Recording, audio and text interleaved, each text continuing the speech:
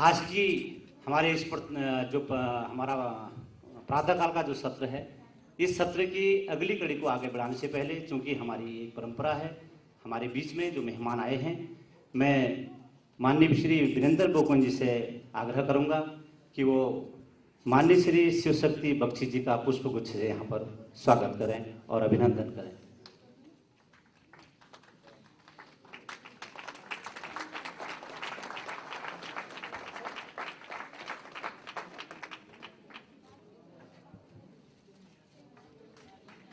और साथ साथ मेरा माननीय बोकन जी से ये भी अनुरोध होगा कि वो श्री शिव शक्ति बख्शी जी का यहाँ पर सार से भी उनका स्वागत और अभिनंदन करेंगे। माननीय श्री मंडल निदेशक जी श्री अपूर्व शिंदे जी उनका स्वागत कर रहे हैं।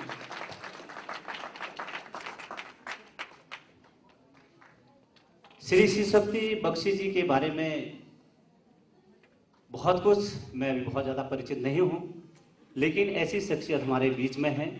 निश्चित रूप से एक विचारक होने के नाते उनके पास एक व्यापक अनुभव है और आप लोगों के लिए बहुत कुछ कहने के लिए है, लेकिन उन्हें आमंत्रित करने से पहले उनके बारे में उनका परिचय विस्तार रूप से देने के लिए मैं माननीय मंडल निदेशक श्री अपूर्व सिंह से आग्रह करता हूँ कि वो आए और आपके बारे में विस्तार से यहाँ पर आप लोगों को बताएं। कार्यक्रम में हमारे आग्रह पर उपस्थित आदरणीय भाई शिव शक्ति बख्शी साहब, आप इतिहास विषय में जैसा कि मोहन ने बताया, जवाहरलाल नेहरू विश्वविद्यालय से आपने पीएचडी की है और देश के सुधीर लेखकों में और विचारकों में आपका नाम सम्मिलित है। मित्रों, ज़रा थोड़ा सा आप लोग खामोश रहेंगे, ये हमारा आखिरी दिन है, हमको अपनी लर्निंग को कंसोलिडेट करना है और जो चीज़ें कुछ बाकी हैं उनको हमको पूरा करना है। तो जैसा हमने आपसे बात की थी पहले, 12 जनवरी हम किस चीज़ के लिए याद करते हैं, कोई बताएगा? 12 जनवरी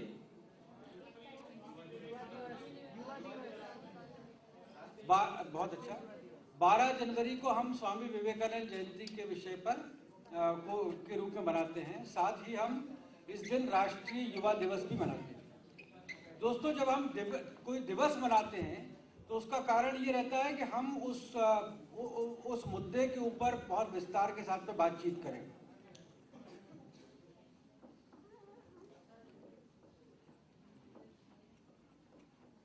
जब हम कोई दिवस मनाते हैं तो उसका अभिप्राय ये होता है कि हम उस मुद्दे के ऊपर जिस विषय पर वो दिवस मनाया जा रहा है उसके ऊपर विस्तार से बात करें। तो ऐसे ही स्वामी विवेकानंद जी की पावन स्मृति को समर्पित हमारा राष्ट्रीय युवा दिवस और सप्ताह होता है। आप सब जानते हैं कि इस वर्ष जो है रायपुर में ये राष्ट्रीय युवा उत्सव भी जो है मनाया गया स्वामी जी की जयंती के अवसर पर। आज स्वामी विवेकानंद जी के विचारों के ऊपर बातचीत करने के लिए बख्शी साहब हमारे बीच में हैं। इससे पहले कि मैं उनको आमंत्रित करूं, मैं आपसे कुछ चीज़ें शेयर करना चाहता हूं। एक तो यह है कि हम आज भारतीय संस्कृति, मूल्य और स्वामी विवेकानंद जी का जो दर्शन और विचार है वो, और आज के तारीख में उनकी प्रासंगिकता कैसी है, इसके आसपास अपने सत्र को संचालित करने जा रहे हैं। हमारी जब सभ्यता शुरू हुई तो बहुत सारे लोग धतूरा खा के मर गए होंगे क्योंकि वो जहरीला होता है, और गेहूं खा के उनको जो है ताकत मिली होगी। तो ये गेहूं और धतूरे के बीच का जो फर्क है उन्होंने अगली आने वाली पीढ़ियों को बताया होगा, और उसके बाद में लोग जो हैं वो अन्न खाने लगे होंगे और इस तरीके से जहरीले जो तत्व होते हैं, वनस्पतियां होती हैं, उनसे अपने आप को बचाया होगा। तो इस तरीके का जो अंतर होता है गेहूं और धतूरे के बीच का, ऐसा सभ्यताएं जो हैं वो लगातार जो है आविष्कार करती रही हैं, अपने आप को पहचानती रही हैं और आगे बढ़ती रही हैं।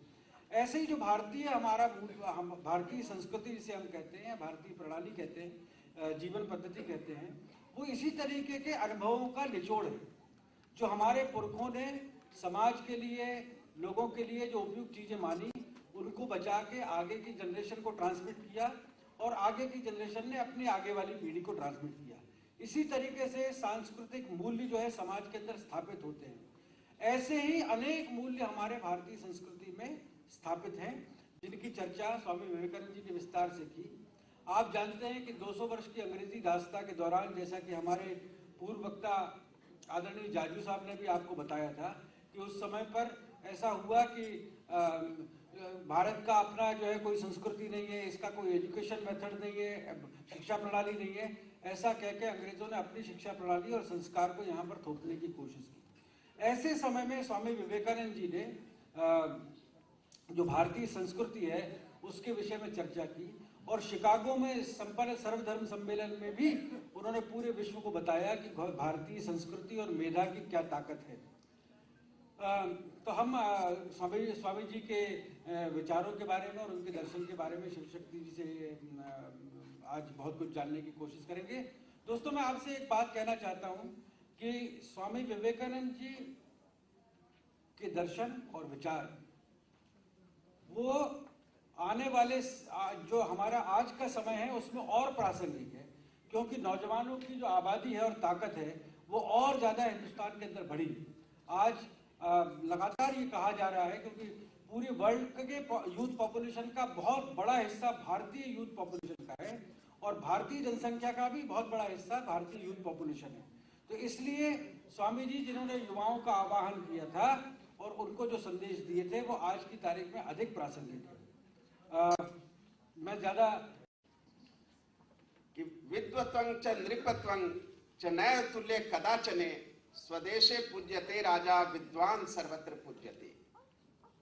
यानी कि कहा गया है कि राजा और विद्वान इन दोनों के बीच में तुलना नहीं हो सकती, क्योंकि राजा की पूजा तो देश में होती है, स्वदेश में होती है, लेकिन विद्वान की पूजा पूरे विश्व में होती है। स्वामी विवेकानंद इसी परंपरा के विद्वान थे। कोई राजा नहीं थे स्वामी विवेकानंद, एक सन्यासी थे, कोई राजनीति में नहीं थे। लेकिन सारी राजनीतिक पार्टियां इस देश की, उतना ही नहीं पूरे विश्व में स्वामी विवेकानंद के नाम को श्रद्धा और सम्मान के साथ लिया जाता है। इस देश में जो विचार प्रवाह का परंपरा रहा और शुरू से, यदि आप देखें, अष्टावक्र की परंपरा रही। इस देश में बुद्ध और महावीर आए, आदि गुरु शंकराचार्य आए, जितने भी महान भगवान राम और कृष्ण की परंपरा रही। यहाँ पे जितने भी चिंतक और विचारक हुए जिन्होंने शाश्वत मूल्यों को इस देश में स्थापित किया, इस देश को दिया, वैदिक परंपरा से निकलने वाले हों, आस्तिक हों, या फिर कि वेद से इतर परंपरा से निकलने वाले नास्तिक हों, चाहे चारवाक हों, बुद्ध हों, महावीर हों, या फिर कि वैदिक परंपरा के ऋषि महर्षि हों, सबके प्रति यह देश श्रद्धा से अपने सर झुकाता रहा। शाश्वत मूल्य है, जो सनातन परंपरा है, जो चिरंतन धारा प्रवाह है, उसको समय समय पर स्थापित किया है। मैं मानता हूं स्वामी विवेकानंद आदि गुरु शंकराचार्य के परंपरा के ऋषि, उस परंपरा के सन्यासी जिन्होंने बहुत कम उम्र में इस देश में, बहुत समय काल में इस देश पर अपनी छाप छोड़ी, और केवल इस देश पर नहीं पूरे विश्व पर अपनी छाप छोड़ी और इस देश को पुनर्जागृत किया और फिर से एक रास्ते पर लाया। स्वामी विवेकानंद का जो काल है, स्वामी विवेकानंद क्यों महत्वपूर्ण है, इसके लिए समझना पड़ेगा उस ऐतिहासिक पृष्ठभूमि को। जो ऐतिहासिक काल को समझना पड़ेगा, उस इतिहास को समझना पड़ेगा जब स्वामी विवेकानंद का जन्म भारत में हुआ 12 जनवरी 1863। देश गुलाम था, अंग्रेजों की गुलामी थी। औपनिवेश काल वो जो कहा जा सकता है, 1857 का युद्ध हो चुका था, प्रथम स्वतंत्रता संग्राम लड़ा जा चुका था, उसके बाद अंग्रेजों का शिकंजा पूरी तरह से इस देश पर कसा जा चुका था। यह केवल राजनीतिक दास्तां नहीं थी, यह नहीं था कि यह देश केवल राजनीतिक रूप से गुलाम हुआ था, बल्कि इस देश में एक वैचारिक संघर्ष भी खड़ा हो चुका था। गुलामी के बाद उस काल में इस देश में क्रिश्चियन मिशनरीज आ रहे थे। इस देश में रिलीजन पर विवाद और बहस खड़ी हुई थी। विदेशों से, यूरोप से मिशनरी आ रहे थे, अमेरिका से भी मिशनरी आ रहे थे, अलग अलग इस विश्व के भूभाग से आ रहे थे और भारत की एक छवि पूरे देश में, विश्व में बन रही थी। भारत जो गुलाम था, जिसके समाज को बहुत ही पुरातन पंथी समाज, ऑर्थोडॉक्स सोसाइटी के रूप में जिसे चित्रित किया जाता था, a society ridden with superstitions, एक ऐसा समाज था जहां अंधविश्वास हुए करते थे, जहां भूतों की पूजा होती हो, और जिस देश में जादू, काला जादू करने वाले लोग हो, जहां तंत्र मंत्र हो, जहां पर मूर्ति पूजा है, जहां पर समाज आपस में बटा हुआ, अनेक जातियां हैं, अनेक सामाजिक कुरीतियां हैं। विश्व के दूसरे भूभाग में भारत की छवि ऐसी बनाई जा रही थी और इसके पीछे एक बहुत बड़ा राजनीतिक षड्यंत्र भी था। It was a part of colonial conspiracy. White man's burden की जो थ्योरी थी वो कॉलोनियल कॉन्स्पिरेसी का हिस्सा था, क्योंकि अंग्रेज इस बात को विश्व में बताना चाहते थे कि हम भारत पर राज करने के सच्चे अधिकारी हैं, क्योंकि भारत एक ऐसा देश है जिसको कि हमारी जरूरत है। भारत अंधकार में डूबा हुआ है।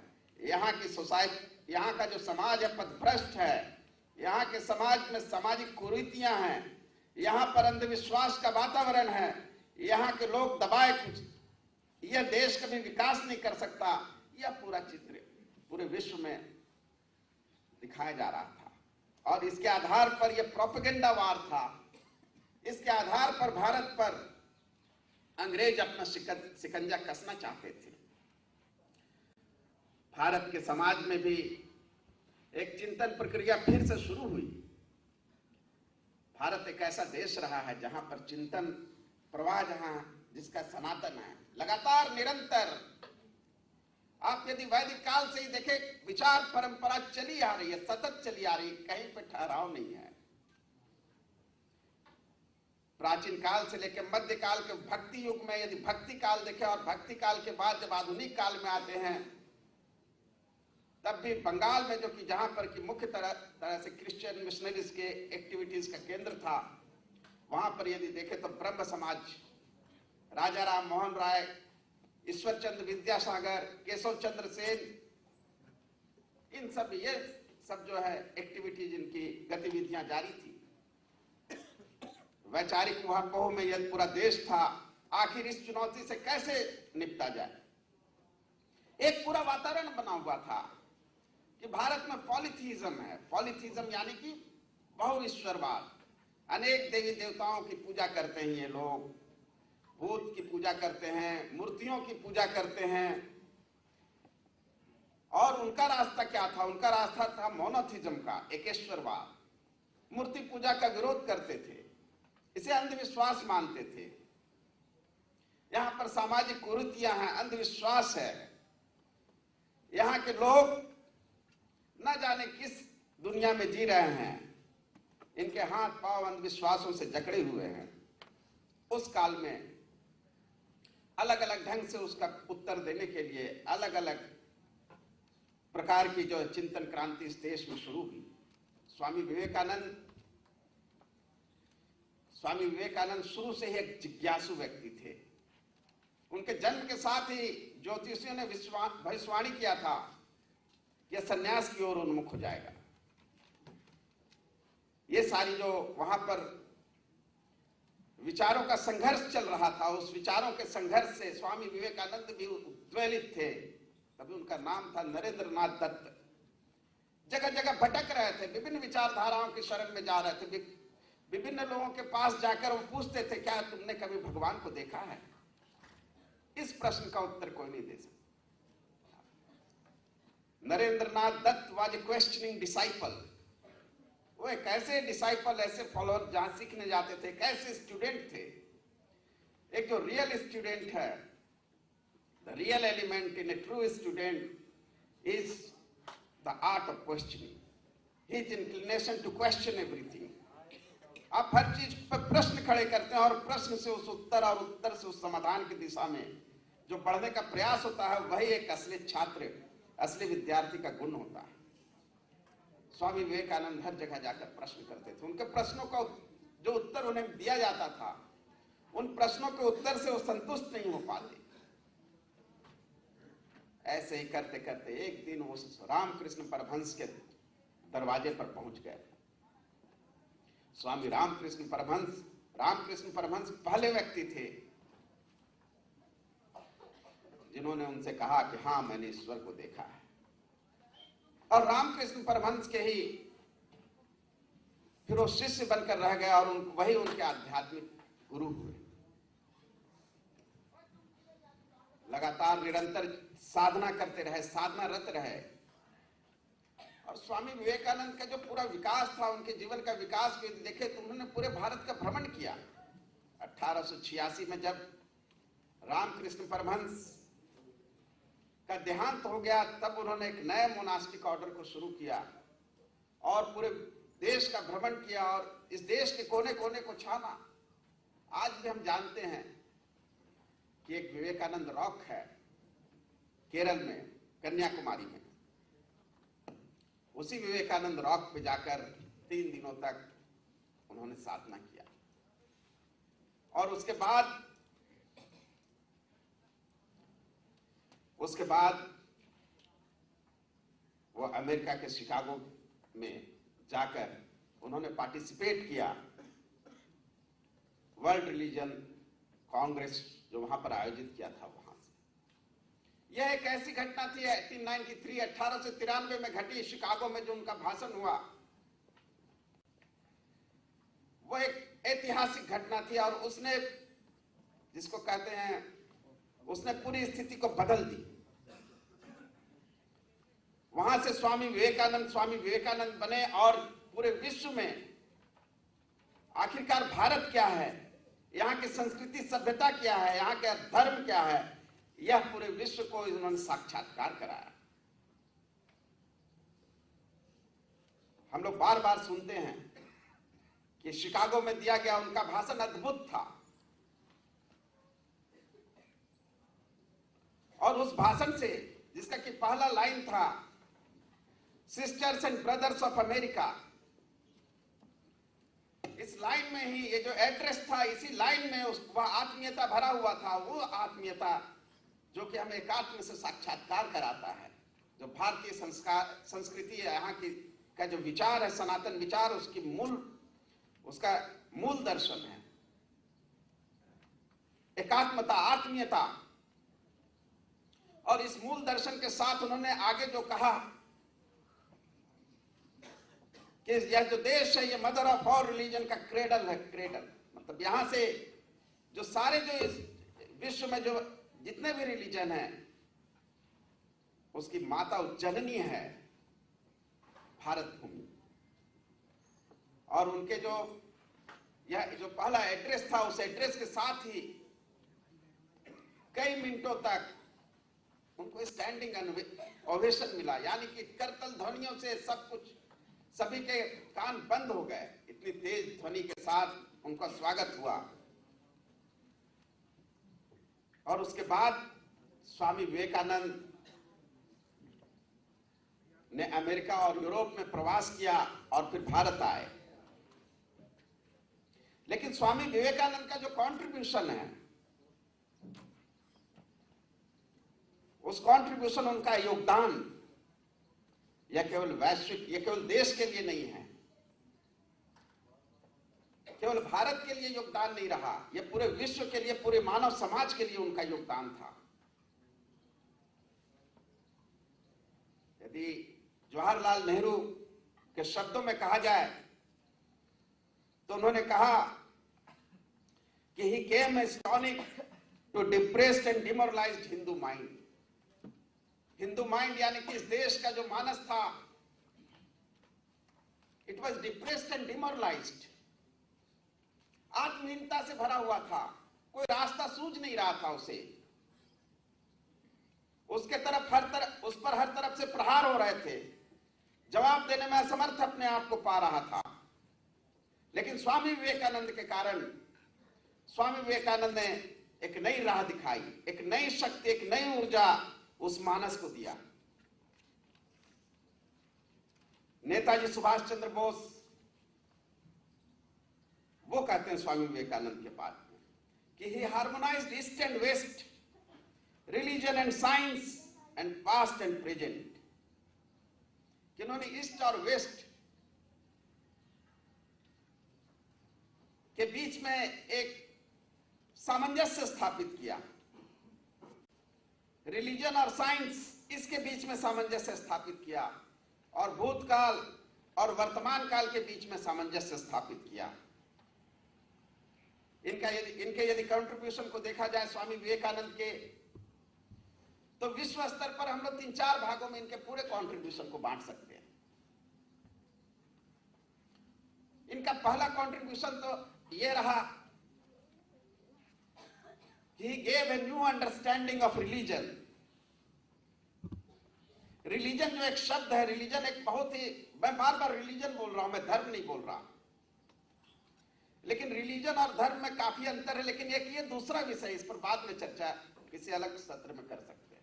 लेकिन मैं अभी केवल रिलीजन को जिस तरह से समझा जाता है, रिलीजन अपने आप में एक डिवाइजिव टर्मिनोलॉजी बनता जा रहा था। डिवाइजिव यानी बांटने वाला। यदि आप देखें तो इस देश, पूरे विश्व में जितने भी रिलीजन थे, और खासकर जो भी रिलीजन जैसे इस्लाम और क्रिश्चियनिटी को यदि विशेषकर हम यदि ले लें, जो कि इस समय भी विश्व के 2 सबसे बड़े रिलीजन हैं, तो इन दोनों के पास क्या है? They have claim of truth. इन दोनों का क्लेम क्या है कि सच जो है, we have got the monopoly of truth. जो हम कहते हैं वही सच है। सत्य जो है, सत्य पर हमारा एकाधिकार है। जो हमारी किताबों में लिखा गया है यही सत्य है। ये क्लेम ऑफ ट्रूथ है, मोनोपोली ऑफ ट्रूथ। तो रिलीजन के बारे में क्या था? ये डिवाइजिव। यदि आप देखें क्रूसेड का जो इतिहास रहा, इस्लाम और क्रिश्चियनिटी के बीच जो युद्ध का इतिहास रहा, जिसमें कितनी हजारों हजार लाखों लोग मारे गए, तो उस इतिहास के संदर्भ में आप यदि देखें तो कहीं ना कहीं वो क्लेम फॉर द ट्रूथ, सत्य पर एकाधिकार की जो बात थी वो थी। यानी रिलीजन का मतलब क्या हुआ? रिलीजन कौन है? हम सच्चे रिलीजन है इस बात के लिए युद्ध और इस बात के लिए तकरार, झगड़ा और संघर्ष। यानी कि कोई भी यदि रिलीजन आता है और वो कहता है कि सत्य मैं हूं, और दूसरा रिलीजन कहता है सत्य मैं हूं, तो ये तो झगड़ा फसाद का जड़ है।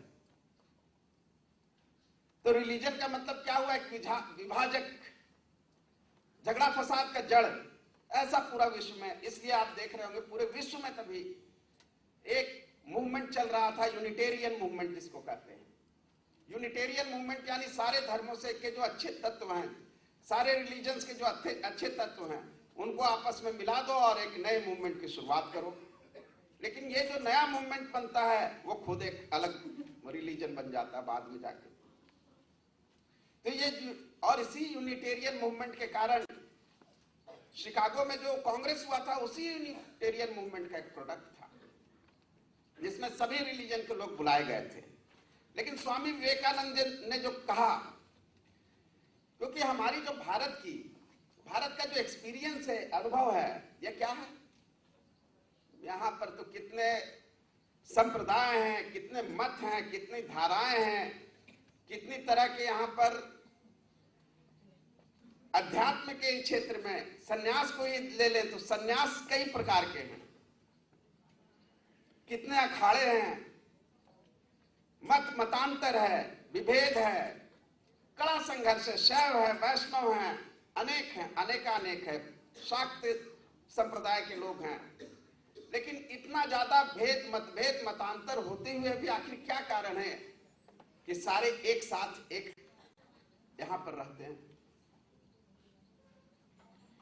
इसका कारण यह है कि कहीं ना कहीं यहां पर एक मूल तत्व है कि यहां पर ये बात, यहां पर जो असली बात, ये क्लेम ऑफ ट्रूथ नहीं है, सत्य की बात, यहां अनेकांतवाद की बात है। हमारे यहां शुरू में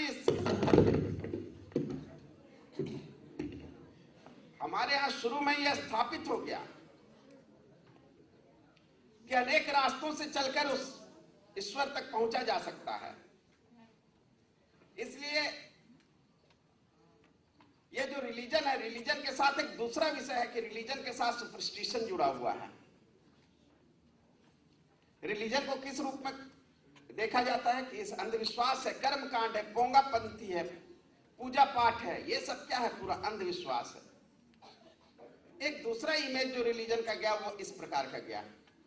लेकिन स्वामी विवेकानंद ने ये पूरी रिलीजन की धारणा ही बदल दी। उन्होंने कहा रिलीजन अपने आप में एक बहुत ही साइंटिफिक प्रोसेस है। रिलीजन के साइंटिफिसिटी पे जो क्वेश्चन उठते थे, उस क्वेश्चन को उन्होंने शांत किया और उस क्वेश्चन का आंसर दिया कि ये it is a science of consciousness. ये कॉन्शियसनेस उसका साइंस है, और साइंस और रिलीजन के बीच में कहीं भी कोई टकराव नहीं है। Religion is completely scientific and it is in fact A science, a kind of science. तो इन्होंने पूरे विश्व के सामने एक रिलीजन की एक नई अवधारणा को रखा, एक नई अंडरस्टैंडिंग, इसके बारे में एक नई जानकारी, और रिलीजन को उसका जो अपना जो स्थान है, उचित स्थान, उसको दिलाया। एक दूसरी जो सबसे बड़ा कंट्रीब्यूशन है जो ग्लोबल लेवल पे है स्वामी विवेकानंद का, वह new view of a man, एक व्यक्ति के बारे में एक नई समझ। क्योंकि उन्होंने क्या कहा कि every soul is potentially divine, every soul is potentially divine, यानी कि हर व्यक्ति में ईश्वरत्व की जो संभावना है। इसके पहले क्या था? दूसरे जो पाश्चात्य या वेस्टर्न रिलीजन में क्या था कि unless and until you convert, आप यदि कन्वर्ट नहीं करते तो there is no chance of salvation, आपका उद्धार नहीं हो सकता। आप क्रिश्चियन बनेंगे तभी आपका उद्धार होगा। इस्लाम के लोग कहेंगे कि आप यदि मुस्लिम बनेंगे तभी आपको उद्धार होगा, नहीं तो आप जन्नत में जलोगे। क्रिश्चियनिटी भी यही कहती है कि आप यदि बनोगे तभी आपका जीसस आपको उद्धार करेंगे। लेकिन इन्होंने क्या कहा, जो हमारे भारतीय परंपरा के मूल में है कि एवरी सोल इवेंचुअली डिवाइन, हर आत्मा में ईश्वरत्व की संभावना है। ईश्वर का ही एक मैनिफेस्टेशन है। और ये जितने भी चीजें आप देख रहे हैं, या तो आप कर्म करें, या आप कर्मकांड के द्वारा, या फिर आप पूजा के द्वारा, या जिस भी माध्यम से आप करते हैं, अपने आप को आप ऊपर उठाते हैं और उस ईश्वरत्व को प्राप्त करने के राह में आप बढ़ते हैं। यानी कि एक समानता और संभावना, इन दोनों बातों का एक नई अवधारणा थी विश्व के सामने। भारत में तो लोग जानते थे पूरा विश्व मार्ग है, आप राजमार्ग है, राजयोग है, इन सब मार्गों से, कर्म योग है, इन सब मार्गों से आप प्राप्त कर सकते हैं। तो ईश्वर, और हमारी परंपरा में तो यहां तक भी कहा गया है कि यदि आप कुछ नहीं भी करते हैं और ईश्वर की कृपा आप पर यूं ही हो गई, तब भी आप ईश्वरत्व को प्राप्त कर सकते हैं। तो इसलिए हर व्यक्ति में वो संभावना है, हर व्यक्ति के विषय में, इस संसार में जितने भी हैं लोग ईश्वरत्व को प्राप्त कर सकते हैं। तीसरी जो सबसे बड़ी व्याख्या उन्होंने दी वो थी एथिक्स और मोरालिटी के बारे में। क्योंकि एथिक्स और मोरालिटी के बारे में क्या कॉन्सेप्ट रहा, आप ऐसा नहीं करोगे तो आपके साथ ऐसा हो जाएगा, यानी डर। अनेक धर्म ग्रंथ में यह मिलता है। भारत में भी आप देखेंगे, हमारी परंपरा में भी ऐसे ग्रंथ शास्त्र हैं जिसमें कि डर है कि आप ऐसा नहीं करोगे तो भगवान आपको इस तरह से दंड देगा, आप ऐसे करोगे तो आपको फिर ये जो है नरक जिसे कहते हैं वहां पर जाकर इस तरह से दंडित किया जाएगा। इस तरह की परंपराएं हैं। यानी डर के कारण आप नैतिकता के रास्ते पर चलो। इस पूरी अवधारणा, इस पूरे सिद्धांत को उन्होंने पलट दिया ये जो मोरालिटी और एथिक्स का क्वेश्चन है, that should be based on the better understanding of the human being. अब जब हमने मान लिया कि एक मनुष्य जो है ईश्वरत्व को प्राप्त कर सकता है, यदि मनुष्य में ईश्वरत्व के तत्व हो सकते हैं, वो ईश्वर के साथ एकात्म हो सकता है, तो यानी उसके अंडरस्टैंडिंग, उसकी समझ को हम ऊपर लाकर, उसको बढ़ाकर, उसके अंदर जो भी पापपूर्ण भावना है या जो भी कुत्सित विचार है उसको हम खत्म कर सकते हैं। क्योंकि आप देखिए, यही विवेकानंद के विचार को बाद में महात्मा गांधी भी रख रहे हैं। यही विचार है महात्मा गांधी। इस पर अभी मैं बाद में आऊंगा, क्योंकि विवेकानंद माने जाते हैं कि स्वतंत्रता संग्राम के जितने भी सेनानी थे, जितने भी विचारक चिंतक थे, जिन्होंने स्वतंत्रता संग्राम को आगे बढ़ाया, कहीं न कहीं विवेकानंद से उन्होंने प्रेरणा ली थी। चाहे वो महात्मा गांधी थे या फिर जवाहरलाल नेहरू, नेताजी सुभाष चंद्र बोस या फिर महर्षि अरविंदो, ये सारे के सारे स्वयं उन्होंने अपने लेखनी में माना है इस बात को। रविंद्रनाथ टैगोर, इन सभी ने माना है कि वो विवेकानंद से प्रेरणा लेते थे, उनके लेखनों से प्रेरणा लेते थे। तो इसमें इन्होंने कहा कि अब जब वो मनुष्य जो है, मानव, human being, they are inherently, वो जो है वो अच्छे रास्ते पे चलने वाले, उनके अंदर जो मेन जो प्रोपेंसिटी होता है वो हमेशा सद्विचारों पे चलने वाला होता है, लेकिन उचित वातावरण नहीं मिलने के कारण वो गलत रास्ते पे भी जा सकते हैं। इसलिए इनहेरेंटली शुरू से जो इनवॉल्व करते, इनबिल्ट एक मानव में वो सद्विचारों के रास्ते पे चलने के गुण होते हैं। ये महात्मा गांधी ने भी बाद में कहा। इसलिए उनके सद्विचारों पे चलने के जो रास्ते हैं, उस मार्ग को प्रशस्त करना, उसको आसान बनाना, उस ओर ले जाना, यह कार्य समाज का है या फिर जो भी हमारी परंपरा, हमारे विचार का है। तो मोरालिटी और एथिक्स जो है, that should be based on the understanding of a man. इंसान की अपनी समझदारी को बढ़ाकर अंडरस्टैंडिंग और मोरालिटी को हम लोग इस्टेब्लिश कर सकते हैं। उसको डरा धमका कर नहीं, उसके अंदर भय पैदा करके नहीं, उसको आतंकित करके नहीं, बल्कि उसके अंदर वो समझ विकसित करके, उसका विकास करके, उसके अंदर की चेतना को जागृत करके मोरालिटी और एथिक्स का जो रास्ता है उसको सरल किया जा सकता है।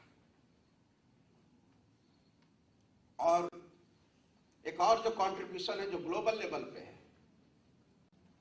स्वामी विवेकानंद का, वह bridge between East and West. पहली बार कोई ऐसा व्यक्ति आया विश्व के पटल पर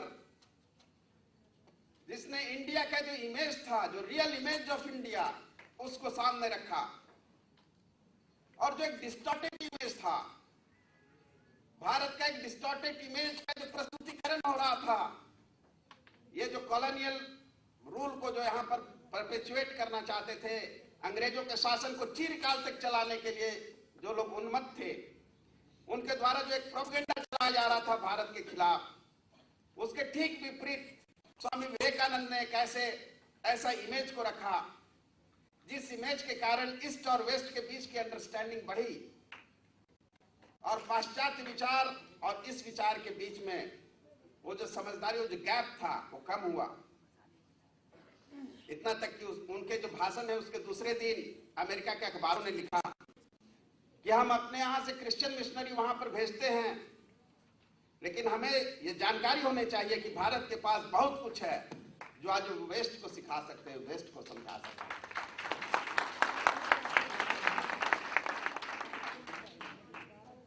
तो इस कारण उनका ईस्ट और वेस्ट के बीच में उन्होंने तालमेल किया। लेकिन इस अपने देश के संदर्भ में यदि हम देखें तो इन्होंने इस देश में जो स्वतंत्रता संग्राम है, ये फ्रीडम स्ट्रगल और नेशनल मूवमेंट, इसकी शुरुआत की और इस देश में सेंस ऑफ यूनिटी, देश में एकता की भावना को भरा और अपने जो हमारी संस्कृति और सभ्यता थी उन पर गर्व की भावना को भरा और इस देश को एक ग्लोबल मिशन दिया। अभी हाल ही में पिछले जो स्वतंत्रता दिवस पर हमारे प्रधानमंत्री नरेंद्र मोदी जी का भाषण हुआ था, तो उन्होंने अपने भाषण में कहा था कि भारत की नियति के बारे में उन्होंने कहा था, और अरविंदो और विवेकानंद को कोट किया था। Destination of India, Indian destiny. Indian destiny क्या है? इंडियन डेस्टिनी है विश्व कल्याण। यदि छोटे शब्दों में कहा जाए, ये केवल भारत के लिए नहीं, भारत का जीवन केवल भारत के लिए नहीं, पूरे विश्व के लिए है, पूरे विश्व के कल्याण के लिए। यह जो डेस्टिनी है, इस डेस्टिनी के जो मंत्र दृष्टा कौन थे? इस डेस्टिनी के मंत्र दृष्टा थे स्वामी विवेकानंद, जिन्होंने भारत को एक ग्लोबल मिशन दिया कि पूरे विश्व के कल्याण भारत के जो विचार हैं उससे ही संभव है। और मां भारती को फिर से विश्व गुरु पर सिंहासनारूढ़ करने का काम भारत के हर युवा, नौजवान और हर नागरिक का यह दायित्व है। और इसके पीछे कारण क्या है? यह कोई इंपीरियलिस्टिक मिशन नहीं है, यह मिशन है विश्व कल्याण का, welfare of the world, humanity. और उन्होंने जो अपना मेन जो उनका सार रहा, वो था टॉलरेंस और यूनिवर्सल एक्सेप्टेंस का, सहिष्णुता। क्योंकि सहिष्णुता के ही आधार पर इस देश में इतने हजारों मतांतर होते हुए भी यह देश एक रहा है। इसमें सेंस ऑफ यूनिटी रही है। इस देश का अपना एक आइडेंटिटी रहा। राजनीतिक रूप से अनेक भागों में विभाजित होने के बाद भी इस देश का अपना एक चरित्र, अपना एक राष्ट्र, अपनी एक भावना रही है। और इस कारण स्वामी विवेकानंद का जो कंट्रीब्यूशन है, उसको यदि हम याद करें, उनका जो मैसेज है, संदेश है, उसको लेकर इस देश की हर युवा को आगे बढ़ने की आवश्यकता है। क्योंकि आज देश में जो युवा हैं, आज जो आप यहाँ पर बैठे हुए हैं, आप न केवल भारत की तस्वीर बदलने वाले हैं, बल्कि पूरे विश्व की तकदीर बदलने वाले हैं। क्योंकि आपके पास डेस्टिनी है और ग्लोबल मिशन के साथ काम करने के लिए आपको उठ खड़े होना है। स्वामी विवेकानंद ने उस रास्ते को दिखाया है और उस रास्ते पर आगे बढ़ना है। स्वामी विवेकानंद ने इतिहास की धारा को मोड़ा, आत्महीनता से भरे हुए भारत को फिर से पुनर्जीवित किया और उसमें आत्मविश्वास का संचार किया। मैं अंत में इतना ही कहना चाहूंगा कि चरण रज माथे पर उनका, जिनका सुनहाक समय रुक जाता है, देते हैं आदेश इधर, इतिहास सुधर मुड़ जाता है। इतिहास की धारा को मोड़ने वाले स्वामी विवेकानंद के चरणों में